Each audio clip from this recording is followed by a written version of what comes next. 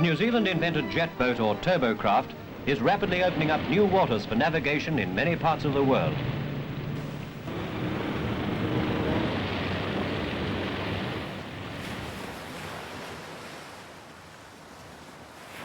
From the coast we go inland, up to the water-filled gorges of the North Island's Whanganui River, where side streams drop in from overhead.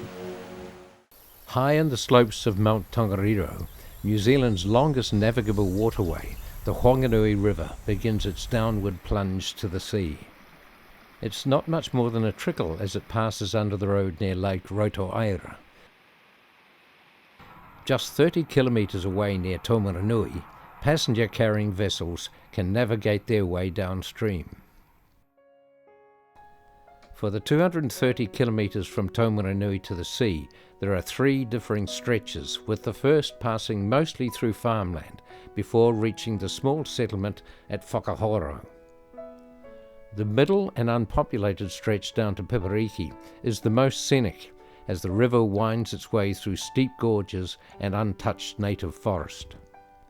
The last stretch from Pipariki opens into steep hill farmland, eventually reaching Whanganui's port at Castle Cliff and the sea just beyond.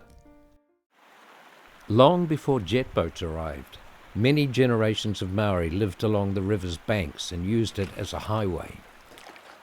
Carved out of large totara trees, their canoes afforded swift and versatile transport to get people and supplies up and down the river. In 1841, European settlers began arriving in sailing ships, and the river started to get much busier. Whanganui became an important gateway into the central regions of the North Island. By the late 1880s, Māori and European were finally at peace, and settlements were expanding further and further up the river. The need for improved transport caught the attention of one Alexander Hattrick. Hattrick had already established a shipping service between Whanganui and Sydney and was well aware of the growing need for a reliable riverboat service.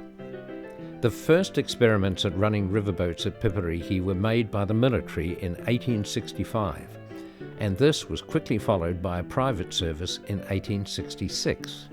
However, the enterprise was ahead of its time and used the wrong type of vessels for the river conditions and was consequently short-lived. Yarrow and Company in London had designed some craft specifically for shallow river work, and from 1892 Hattrick began purchasing a number of Yarrow's paddle and propeller-driven vessels. Excursions up the river to Hapango Park were popular, and crowded decks were the norm. Success came swiftly to Alexander Hattrick, and in 1892 his company secured a mail contract with the government. Shortly afterwards, he entered a contract carrying passengers to Pipariki for Thomas Cook and Son.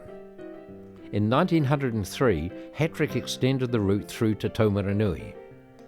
For the overnight stays, Hattrick acquired a luxurious hotel at Pipariki and constructed a large houseboat, which he moored near the Ohura River. This was before the completion of the railway between Wellington and Auckland, and it became a preferred option for travellers, as the only other practical route was by sea. The shallow draft riverboats were not only used for passengers, but moved farm produce such as wool. Without these versatile rivercraft, getting the heavy wool bales to the seaports for export would have been near impossible.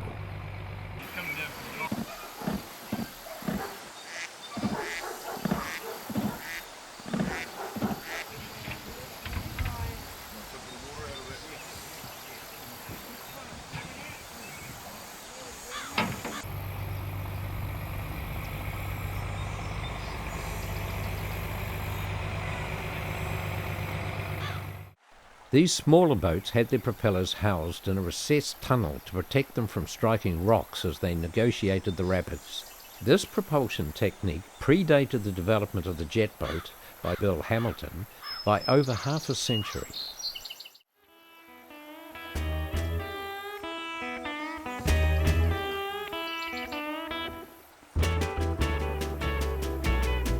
In the 1950s, unique scenes of the Whanganui and the Waireka at Pipariki were captured on 8mm film, as was Pipariki House.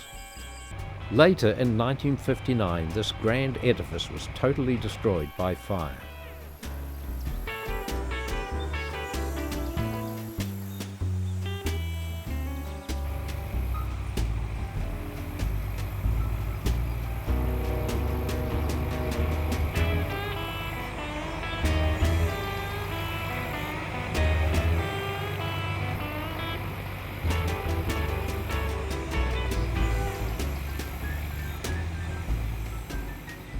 After being out of operation for a number of years, in the mid-1980s, the Whanganui was spruced up for display and retirement at Pipariki. After being there for around 20 years and deteriorating badly, it was gifted to the Whanganui Riverboat Centre and is now there on permanent display.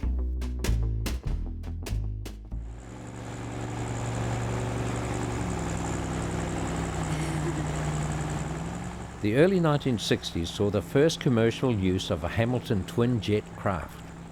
The Rangi Māori was purpose-built for the task of providing a sightseeing service on the river. For versatility in difficult and shallow waterways, the Hamilton jet boat system has never been surpassed and is still in widespread use on the upper Whanganui River.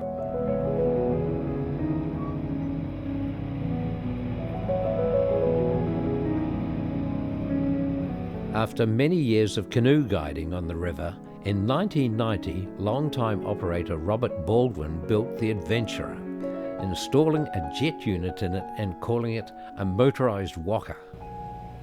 In 2009, Baldwin constructed a larger riverboat with the goal of recreating the earlier riverboat era and once again taking tourists to and from Taumarunui.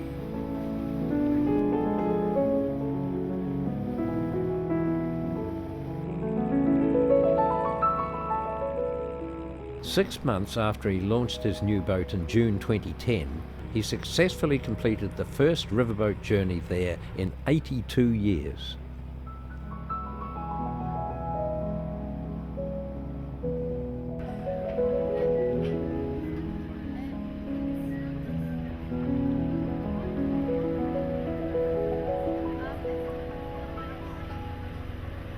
With 3 shallow draft vessels currently operating on the Whanganui River, the hat-trick riverboat legacy is still very much alive, and with every sign that it will continue for many years to come.